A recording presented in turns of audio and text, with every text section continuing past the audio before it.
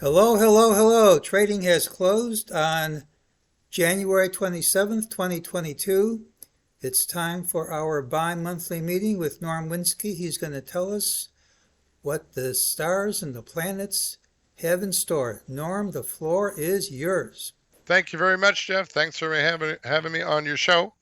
So we're going to review. I was last on your show, Jeff, back on Thursday, January the 13th, to advise and alert on what was coming up for those several days coming up, and that was a Thursday. And we're going to review what I said back then and see how it all came out. So if you see AC on my notes, and by the way, if you'd like a copy of these notes, email me. I'll be giving you my contact information toward the end. Uh, Email me and I'll send you a copy of these notes. So AC means after the close. If you just think of a day as 24 hours, the main trading goes on what we during what we call the day session is usually 5 or 6 hours. That's only a quarter of a day. So random distribution would indicate that 75% of the time the planets are doing their thing overnight. Not during market hours. So the planets don't go home at 5 o'clock. So they're 24/7. So anyway, here's our my first point I gave you 2 weeks ago was that at the night of the 13th, Neptune was making a key angle to the U.S. natal chart. What is the natal chart? A U.S. natal chart. We take a snapshot of where the planets were when our country was founded, USA, on July the 4th, 1776, and that seems to work very well. And anytime we have something with the U.S. chart, we look at U.S. stocks, T bonds, and U.S. dollar. Then we also have that same night Mercury in the sign of Aquarius turning retrograde. This is due to the relative motion of the Earth to the other planets. It appears, that's the key word, appears, that it looks like the planets stop their motion and reverse their direction, and retrograde is from Latin for backwards. So it stopped to turn and go backwards, which is what it's doing now.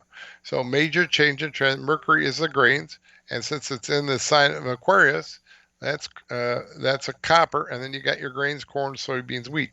Okay, then we had the Friday night weekend, the weekend of the 14th, when we had Saturn to the U.S. chart again. That's your U.S. stocks, T bonds, dollar. Then we had Mercury perihelion. That's the planets go around the sun in elliptical fashion, egg shaped, not in a circular fashion.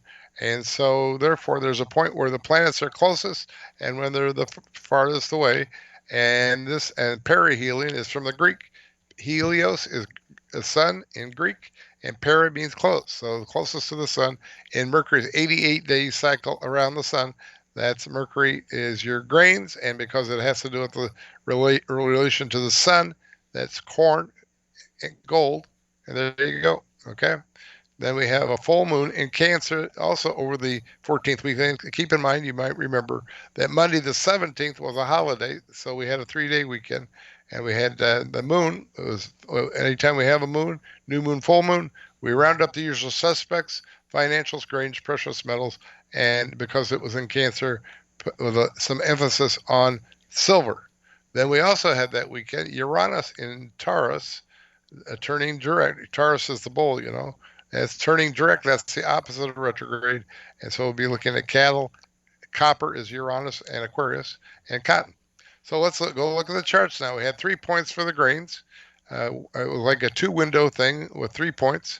There, with their first point was the Mercury turning retrograde there, and you can see that was pretty close to the low of the month. Then it was the next day. We after a rally that day, then we pulled back into the next day, which was Tuesday the 18th when we were open after the holiday there. And then that was near that low, so you didn't have much risk. If you take out that low, it's pull the ripcord time.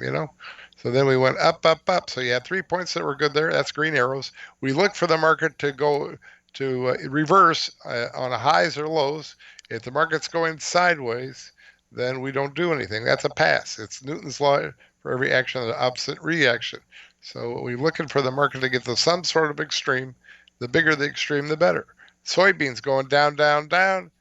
We were next 1 day early on that one, but it was still pretty close to the bottom. And then we had our 2 points there for the low, not the low of the month, maybe, but the low for a couple weeks.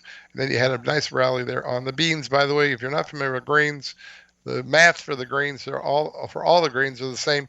Every penny, these are dollars and cents. Every penny movement is worth $50. So if you move 10 cents in corn, that's $500. Okay, moving ahead here now. There's wheat. That was really nice. Both our points there were near the lows, and then up for a nice rally. I think that was about worth about $3,000 or $4,000 maybe. And here's cattle. Okay, we were a day early on the cattle, but it was still within one day of the high. And then off the cliff it went, and then you would have made some nice money. Here's cotton. Here's an example of a miss. Well, if you sold here on our day for the cotton, it went up to. This is too extreme. The problem here was even if you're a day early, you see, you didn't really have a chance to make any money because the pullback didn't even get back to where you got in. So that's a miss. And then here's copper. Copper was down into our point, and that was a low day and before a big rally. Copper's kind of a beast. It's $250 for every point, for every penny it moves. That's dollars and cents again. Just for example, today copper I think dropped 10 cents. That would be $2,500. I think it's a lot of money. All right, silver. There's a pullback there in silver, and so that was really good too. And here's gold. Gold was just going sideways into our window, and so we put yellow little blocks there to show you that we took a pass.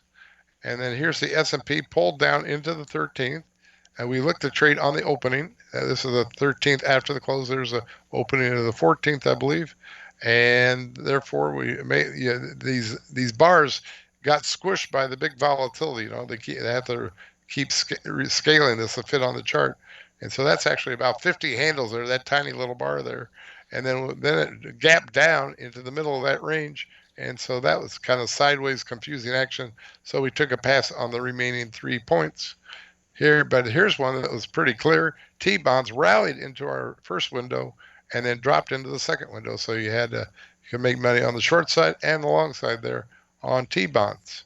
Here's the U.S. dollar dropped into our first point there, and that was good. And then we went kind of sideways and then higher. So we missed out on had 2 misses there on the second window. Here's your currencies. Usually danced nicely to the moon. And there we go. We're dropping the Aussie dollar into the moon. That was a full moon. And then you bounced up. You could have made some money. Here's the British pound. Just kept going down. So that's a miss. But the Canadian dollar gave you a nice short-term low there before it bounced up. And here's a euro dollar, even better. We're just one day past that high there, so you didn't have to risk a whole lot. And then it was down. Here's the yen, same kind of deal, although not as good. Next day after the high there, you had a nice one-day pullback there. So if you add up all the green arrows and the red arrows, we got 21 winners, 4 misses out of 25 for 84% winners. Okay, here's what's coming up this week in the next week or so. This weekend, we have a 2-event window. We have Venus has been going retrograde for the last couple of weeks now. And so that's going to turn and go direct. That's the opposite of retrograde. It's going to stop and start going forward again. And so we want to look at the Venus markets. Plus, it's in Capricorn, which is coffee. So I'm going to do the Venus ones first: cattle, copper, cotton, sugar, and wheat. Those are the Venus markets. And then Capricorn, that tells you coffee. To look at those markets. And then here's Jupiter, the U.S. chart. And then again, that's U.S. stocks, T-bonds, U.S. dollar. Then we have a new moon the night of the 31st. That'll be a new moon in Aquarius. And so we're going to be looking for, anytime we have the moon, we round up the usual suspects: financial, grains, precious metals. And because it's in Aquarius, that'll be copper. And then Mercury in Capricorn, that will be turning direct on the night of the 3rd. And that's a change in trend because in Capricorn, coffee. And then you got Mercury is your grains, corn, soybeans, wheat. And then we have the afternoon, the 4th, we have a big point for Saturn to the U.S. chart. And again, that's U.S. stocks, T-bonds, and U.S. dollar.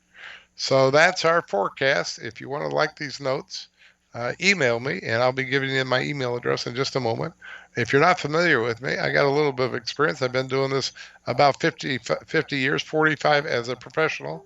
I went to landed as a Chicago floor trader on the CBOE, Chicago Board Options Exchange, in 1975. Also did a stint on the Chicago Board of Trade, and I did all that for about 12 years back in the 70s and the 80s. So I was trading with some of the greatest traders in the world there. I got to meet some of the greatest traders in the world. And so if you want to contact me, we can go over this stuff. You get a free class. I have letters. I have swing trading letter. I have a day trading letter. You can learn astrology, like Mr. Gann was his main thing. Mr. Gann was an astrologer. That was a big timing tool, and that's what I'm doing here. And I'm in sunny Naples, Florida. You can call me at 239-594-3939, or you can email me nwinski at embark. That's a QMAIL.com, or you can call me on Skype at nwinski_1. Looking forward to helping some of your folks, Jeff. Norm, that's terrific as always. We'll look forward to seeing you back next month. Super duper. Everybody have a great weekend, and looking forward to helping you. And take care. Okay, bye. Thank